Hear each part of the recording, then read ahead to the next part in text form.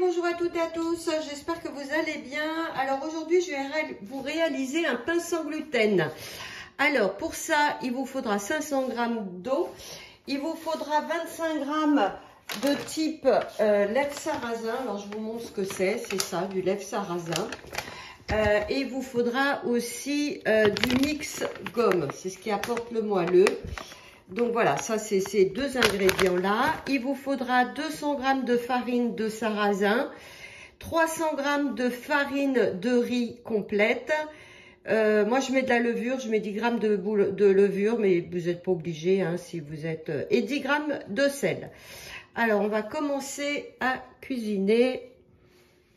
Donc là on va mettre l'eau, le levain de sarrasin, la levure fraîche et le mix gomme. Alors pour ça je vais chercher la balance et les ingrédients, puisque ça c'est une recette que j'ai mis dans mes créations. Vous savez que vous pouvez créer vos propres recettes. Donc là je mets 500 g d'eau dans le bol.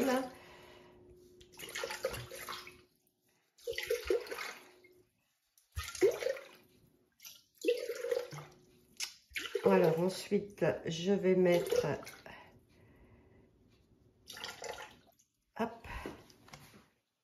je vais mettre 25 g de lèvre sarrasin, donc mon lèvre sarrasin, 25 g,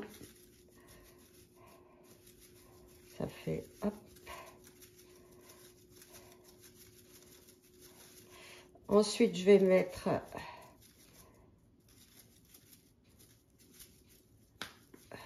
alors on y va, hop.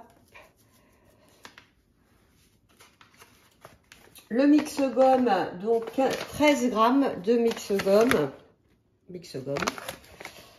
13 g.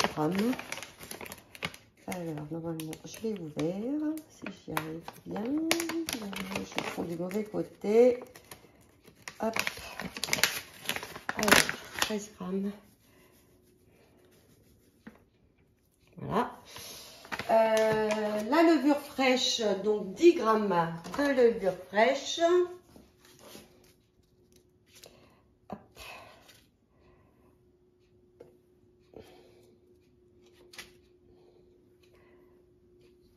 Voilà. Donc là j'ai mis l'eau, le levain de sarrasin, la levure de boulangère et le mix gomme. Et là je vais faire chauffer 2 minutes 30 à 37 degrés vitesse 2. Donc là en fait j'appuie et voyez ça se met automatiquement. Et là c'est parti pour vitesse 2. Donc là il a presque terminé. On va rajouter donc 300 g de farine de riz complet. Donc là je vous montre hein. Voilà ce qu'on obtient.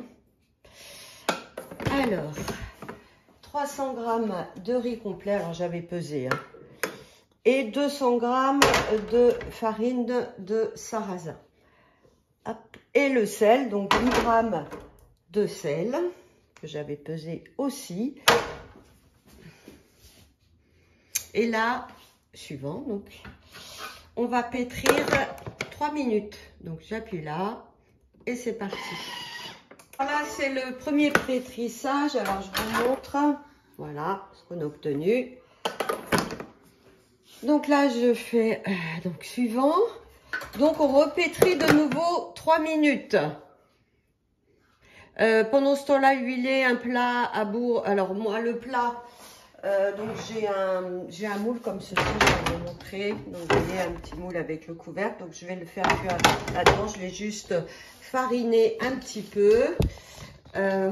Donc là, je pars pour 3 minutes de pétrin. Donc 2 fois 3 minutes. Donc voilà le résultat. Donc là je vais le transvaser dans mon pot. Alors pour ça, vous voyez, je tourne ici pour bien tout faire descendre ma pâte tranquillement. Elle va descendre.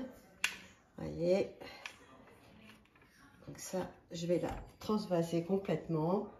Comme vous pouvez le voir, c'est une pâte très collante. Donc quand c'est comme ça, vous voyez, je me suis mouillé les mains pour pouvoir l'étaler dans le plat sans m'en mettre partout. Et là, je vais la, soit vous couvrez d'un torchon, moi je vais couvrir du couvercle et je vais la laisser pousser pendant 1h30. D'accord? Donc là, c'est parti pour 1h30. Alors une petite astuce aussi quand votre pâte est terminée, vous pouvez aussi la laisser monter dans votre bol fermé.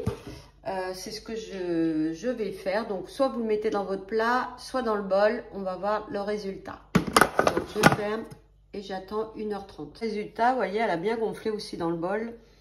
Donc c'est super de la laisser. Là j'ai laissé 1h30. Vous voyez, même le bol est encore un peu tiède. Donc voilà. Voilà, mon pain a bien monté. Et là je vais l'enfourner 40 minutes à 180, donc dans le four. Alors voilà, mon pain sort du four. Je l'ai cuit 1 heure hein, pour que ce soit bien cuit. Hein. Voilà, je vous ai coupé une petite tranche.